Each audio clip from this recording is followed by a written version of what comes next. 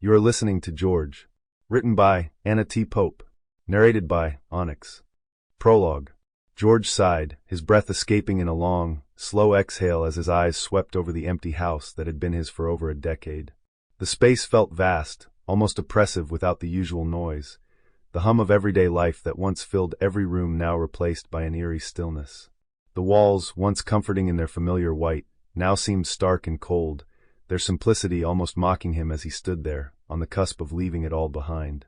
The moving truck outside, its engine already idling in the driveway, seemed to beckon him. The thought of retrieving his painting supplies from the back of it nearly overwhelmed him. He longed to pick up a brush, to cover those walls with something, anything, marks of his existence, proof that he had once lived here, that this space had been a home. His fingers twitched, an involuntary motion, as if to reach for a brush that wasn't there. He closed his eyes for a moment, letting the memories flood in, unbidden and relentless.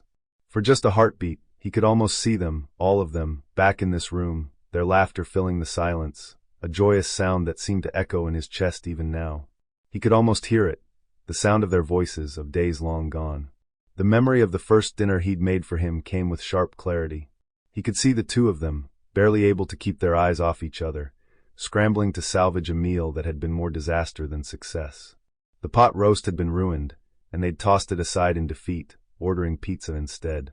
They were still pretending then, pretending that they were just friends, just two people trying to figure things out, although, even then, something had been stirring between them, undeniable. He remembered the first time they made love, the vulnerability of it. His future husband had been so nervous, trembling as if he could barely breathe, eyes wide and unblinking as he stared at George, his hand never leaving his, as though holding on for dear life. And then there was the first, "I love you," spoken softly in the aftermath of one of those nights, the words hanging in the air between them like a fragile promise. The first fight came soon after, though, sharp and unexpected, a reminder that love could be as volatile as it was beautiful. The proposal had come next, with the simple question, "Will you marry me?" and the eager, breathless, "I will" that followed. That was supposed to be the beginning of forever. It had felt like it, at least. And then the call came, the one that changed everything.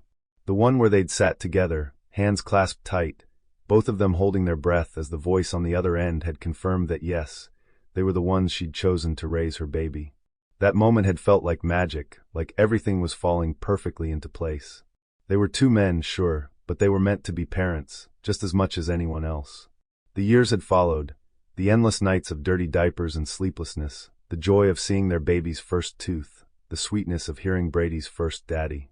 There had been milestones, small and large, moments of pure bliss that... Sample complete.